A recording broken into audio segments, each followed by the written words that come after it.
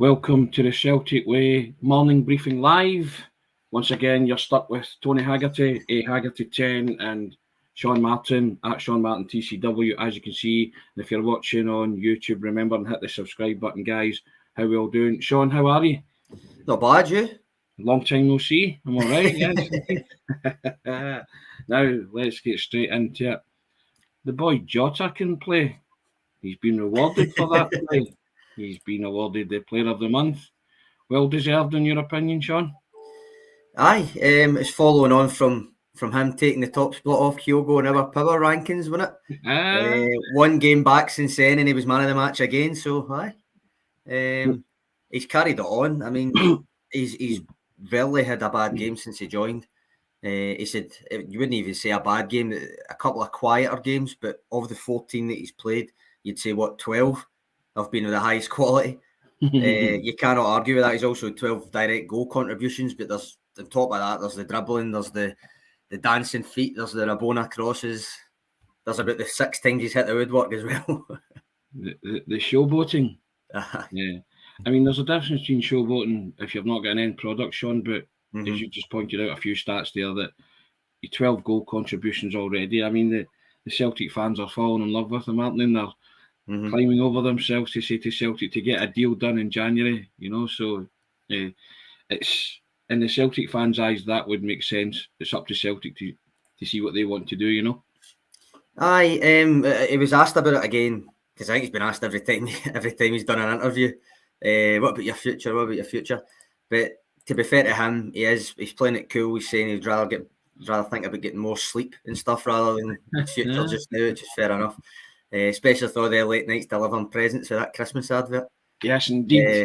We'll come to that. No, you done an interesting piece talking to a couple of agents about how the option to buy deals work and stuff. That was an interesting read. So to me, that came across.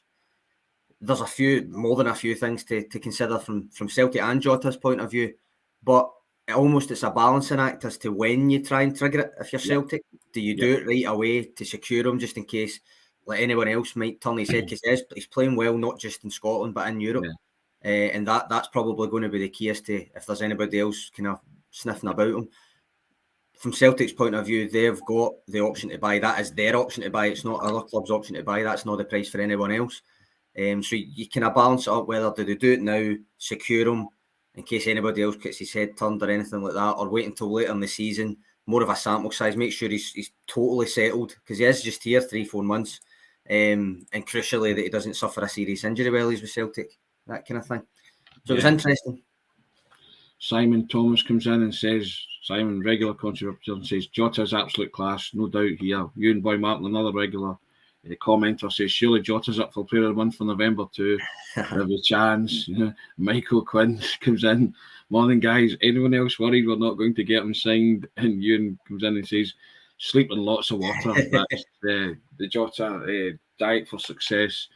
Yeah, I mean, he has lit up the place, Sean. There is no doubt about that. And and his wee cameo in the Celtic ad, if you've not seen it, the Christmas ad at the social media channels this morning with all the team invited to Andy's house for Christmas dinner. It's going down really well. They seem to strike a chord every year, and Jota produces his George Michael impersonation at the end, Sean, so to make people laugh. But yeah, it's he's ticking along rather nicely, isn't he, Jota? And I guess the ball's really is in Celtic's court now to see if they want to activate and trigger that clause. But you see a lot of variables before they do that. As I said, there's more than a few things. You touched on it, talking to the agents' perspectives and stuff like that, and they mentioned a good few things. One of them mentioned Brexit as well, which I must admit I hadn't thought on, so I'd done a wee bit of looking into that. And obviously it's a points-based system now. Yeah. And he's not a full international regular with Portugal, so that almost won't come into it for his points. But the fact that he's probably going to play the majority of domestic minutes for Celtic, and then again the longer Celtic go in continental competition, which is already beyond Christmas now, he'll probably play the majority of those as well. Would probably get him up there in terms of the points that he needs. If anybody's listening that's got any more info on that we're missing, feel free to fire a comment in right enough, because I've probably missed something. But there's that to think on as well, which I admit I hadn't really considered. I was thinking, well, just trigger the clause, get him over the line, and and that'll be that. But even that, once they do it, there's things you've got to consider, like resale value as well. You don't want to think about somebody leaving as soon as they've signed, that kind of thing. But it is something that Celtic, from a business sense, probably will think on. He's still only 22, which isn't that old. He's like, you've got to think, would it be worth it from that point of view? To be honest, he's probably worth already. Since he joined Celtic, he's probably worth more on the open market than what Celtic's option to buy is, given how well he's played. And as I say, in Europe in particular. So there's that to think on as well. And the fact that he's such a storied, such a highly rated youth career, like people were waiting on him to reach this kind of, or he probably will go further than this, to reach this kind of level of quality and consistency. And he obviously hadn't done it at Benfica. So the fact that he's doing it now, people that were fans before will still be fans now, if you know what I mean. Yeah, and one of the agents said that as well, that making the point that he is probably worth more. He's market value him, but Celtic have that option to buy at that price, and it's up to them whether they trigger that or not. Edward Wyevos comes in. If Jota's a blinder against Leverkusen, I'm sure many clubs will raise their eyebrows. They're already raising their eyebrows. Yeah, and speaking of Leverkusen, we'll go on to Leverkusen. Sean, I guess, talking about the Christmas advert and presents, best presents to Celtic fans that could hope for is a result in Leverkusen, and a lot of them now think that it's maybe not beyond them. You know? I agree with you. The Christmas advert was class. All the players in that seem good sports, and you know, fair enough to Gavin Stratton to get the laptop out as well. That was not bad. That was not bad. But I do agree with you. The best thing would be to deliver a couple of, not just in Thursday, but to deliver another few results on the bounce. That obviously starts with Leverkusen, and that is a difficult ask. Whether you count a result as a win or even a draw away to Leverkusen, regardless, it's a difficult ask. He won't go for a draw, obviously, we know that. We've both said that's fair enough. We're both on board with that. But you hear what Ange said himself about that Leverkusen game the first time round. He felt the game eventually got away from Celtic, and 4-0 at home, it's not a good result regardless of the context. But he has pointed out that they did threaten. They either didn't take their chances that time, or good Leverkusen defending prevented them from doing so. And as I say, 4-0 at home is not a good result regardless of any context. But there were enough hints in that game, early on especially, that Celtic can score against them. And you've got to remember that potentially the crucial thing for me is that this Celtic team are in a much better place psychologically and form-wise than they were getting into that last game. Yeah, very much so. Now, Ewan Boy Martin comes in on the Jota. Seaman says, hopefully Champions League football's a big enough carrot for Jota to stay past this season. Yep, that's if they can get there, of course. David Bradley comes in and says, Tony, if we can pull a result in Germany, we'll be flying. Big game for us. Couldn't agree more. And Michael Quinn comes back. His attitude is first class. He even knows how to speak well to the press. And Edward Diver comes in. He's an entertainer. Cannot dispute that. He is an all-round entertainer, Edward, as you say. And as you say, Sean, Celtic are in a better position now, or a better place, in a better shape than they were for the first Leverkusen game. And, you know, there's that stat that they've taken the lead in something like 11 away games on the bounce in Europe, in European ties, which is a brilliant stat. And if they could do that again, then they might give themselves every chance to get something from it, Sean. Well, that's the thing, and I think was it last week, we touched on Leverkusen for 5 minutes, and the two of us just were in total agreement. Why not go for it? Because you've already got the fallback of you're getting Conference League at worst kind of thing. So why not go for it in the last 2 games? And obviously that could backfire, but why not? And almost, Ange's going to go for it anyway. He's going to set them up. He's going to set them up to go and score. He's going to set them up to go and attack. That is the way that they'll do it. That's the only way I've mentioned more, probably sick of me saying it, but you don't want to see Celtic try and sit on their 18-yard line because they're not really equipped to do it more than anything else. So I think that's exactly what will happen. He'll go for it, rightly so. And all I'll say is if they leave Germany, regardless of what the result actually ends up, with a fighting chance getting into the last night against Betis at Parkhead, that's all you can ask for. And I would actually fancy Celtic's chances in that scenario. Yep, definitely. It's in the manager's DNA. He'll go for it. So you know what's coming. David Bradley comes in. The result against Leverkusen will change their mentality, I think. Yep. And Tim Anon, another regular contributor, comes in and says, as long as we come back from Germany unscathed and injury-free, Squad is recovering well, and we need everyone fit going forward. That's another good point. And Simon Thomas, that was Leverkusen's goalkeeper's best game this season. He hasn't. Aye, it was. I did have a stormer. I have to agree with that. I had an absolute worldie, which is fair enough. Now, Sean, a player that's been linked with Celtic again, and I think you said Andy did a scouting report on him last month, and it's John Souttar from Hearts. And Andy and yourself, I think, spoke about him being a good fit for Celtic as long as they he keeps injury free, basically, you know. And he's now available for, you know, a free or a nominal fee because he gets 6 months left on his deal. Do you think it still makes sense to maybe go and get somebody like John Souttar or recruit John Souttar? I don't see why not. He's you said the key words there. If he's fit, he seems to have got over the injury woes because he had a good few, and that kind of stalled his progress a wee bit. Because you could argue that kind of crop of players that he played with at Dundee United. I know Ryan Gould's now in the MLS and stuff, but he's still been consistently excellent abroad in Portugal and then the MLS. Obviously, Andy Robertson famously down south and stuff. But you've got, I think Souttar was expected maybe to be playing at a level above where he is by this time in his career, but the injuries, unfortunately for him, stalled that. He's been a standout for Hearts this season. He's taken the armband on a few occasions. He's obviously finally got his Scotland call-up, took that chance well. Couldn't have took it better. So the fact that he's running out of time in his deal at Hearts, why not? Why not? Ask the question.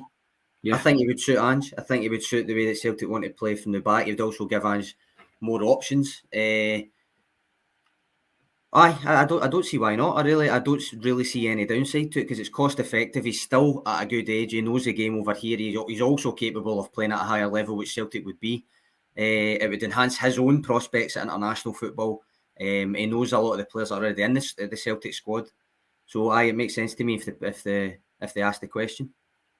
David Bradley comes in. Yes, get him. There's a man that wants John Souttar, and Michael McDonald comes in and says, I've never been so excited about a transfer window.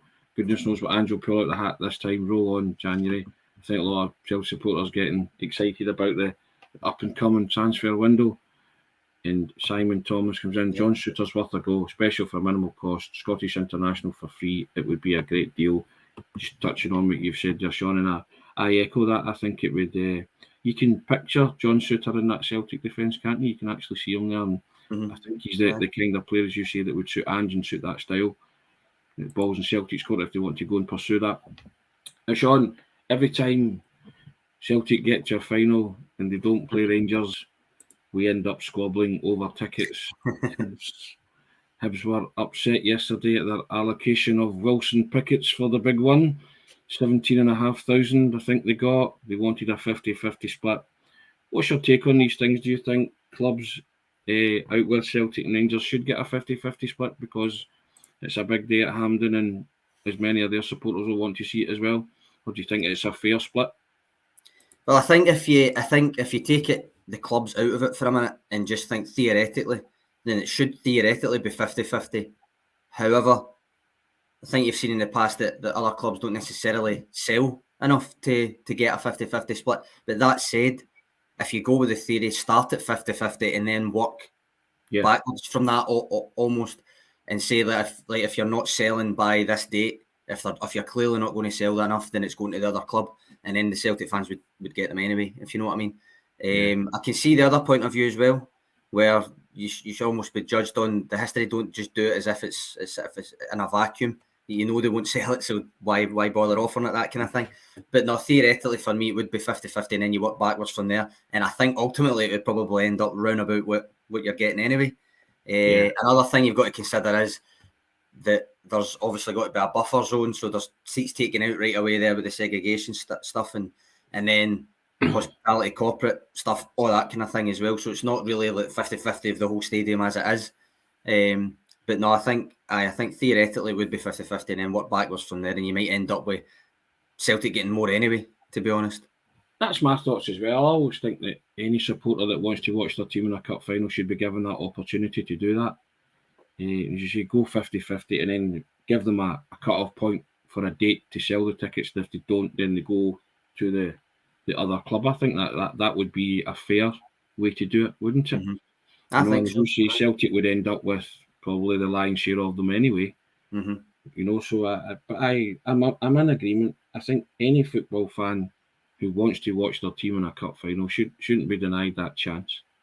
Just my thoughts, and I think it makes for a better spectacle when you've got a more kind of even split of it. And in every cup final, there is going to be winners and losers in the system. Celtic supporters that have gone to every game home and away for years and years could end up missing out, and I have every sympathy for them in that kind of situation. But there is only a certain amount of tickets for cup finals, and always somebody comes off better and worse than the other side, don't they? Aye, that you're right. That's the nature of the beast when it comes to a cup final, and it's not at the behest of the club, and it's not really the season tickets and stuff. But no, that's where I stand on it. That, as one of the comments here says, that's maybe making too much sense to do it that way. But hey ho, that's what I'm thinking. We always speak a lot of sense in this show, Sean. You know that, and I know that. We like to think we know what we're talking about. Sometimes we don't. Sometimes we do. But I think that would be, as you say, a fair. I mean, I saw a lot of Hibs fans complaining about the 17,500. And then people were working out on the fact how many they sold for the semi-final against Rangers and stuff like that. But as I say, if you want to go, you should be given that chance. And if you don't take up that chance, then so be it. Aye, I agree. Sean Curran comes in and says Hibs have a track record of not taking up their allocation. I couldn't say that for certain, Sean. I'll bow to your No, I'm not sure. I don't really dive into Hibs season ticket sales, but I do. Fundamentally, I agree with you that if it's a final, especially a semis, I can see with the point of view that if you're not going to go to the semi, then why should you be giving the kind of the extra for the final? But it's still a final. It is, but it is more important than a semi. Yeah. It's also a trophy at the end of it, potentially for a team that might not win it that often. Though you'll get the ones wanting to come out that wouldn't necessarily go to games otherwise, or that kind of thing. So again, start with 50-50 and work backwards from there for me. So, and you and Boy Martin concerned the trouble is Hampden is way too small as a national stadium, should be a 70,000 capacity. That's another argument. Controversial. And Edward Y. was asked a pertinent question: which side will be wearing green and which side the other white? They might both go away strips like they did back in the Henrik Larsson days, which doesn't look right to me. Two teams in away strips at a final, but you never know. I seen it was a kind of, I don't know if it was big enough to be caught a groundswell, but there was certainly opinions on Twitter the other day pointing out that back in the 60s and stuff, there was a few finals with Celtic and Hibs where both had on their home strips. Hibs crucially wore the green socks.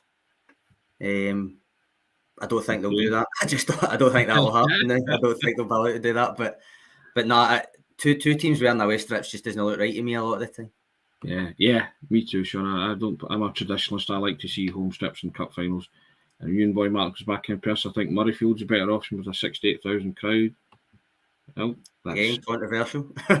Yes. And Tim and On comes in, give Hibs a season to allocation approximately 10,000, Celtic the rest. I think a lot of Celtic supporters were, as you say, that a lot of that, saw that a lot on social media last night about 10,000 split and stuff like that. But just going back to the advert, if you haven't watched it, guys, it's on social media, the Christmas advert. It's Anne's getting the boys round for Christmas dinner. It's and there's the usual cameos from all the players, and they're all good sports. And as Sean touched on, there's a lovely moment with Gavin Strachan opening the laptop, and it's that'll give you a wee laugh. It's they always produce an advert very well, Sean, and they always seem to strike a chord, don't they, with it, and capture the moment perfectly. Aye, I think they've nailed it again. The wee tribute to Bertie Auld as well, that they managed to get in. They had what was actually a really nice touch was the picture of Andrew's family and all that. That was a nice touch. I thought the whole thing was done well. It was well done. I think to come back to what you said though, the best present would be delivering a few more results in the next couple of weeks. So definitely, and we'll ramp up the build up to the Leverkusen game on Thursday, tomorrow, and obviously Thursday. We'll preview that in greater form. But I think every Celtic supporter's now just looking forward to the challenges that lie ahead, Sean. There's real optimism, isn't there? Aye, there's a momentum that looked like it might be there earlier in the season and then came kind of crashing down for a bit. Mostly due to injuries, I would argue, but regardless. And that's 9 unbeaten. The Livy game, the only blip, really. A couple of really good European results in there. Aye, it's certainly reasons for optimism. And on the advert, Daniel Mack, nice way to end the broadcast. The laptop seen as Golden Globe written all over it. Daniel, couldn't agree more. And once again, guys, thanks for your contributions. Sorry, Sean, you're going to say I was going to say the laptop scene. It's going to be up there with the shower scene for cycles and stuff. People remember. Yes, indeed. And on that note, we'll say goodbye and we'll see you tomorrow. Again, you're stuck with Hoddit and Doddit, Zig and Zag here all week, if that's the way you like it. It's can't do anything about it. Excellent. Thanks again for your contributions. Always appreciate it. All the best, guys, and have a good day. Cheers.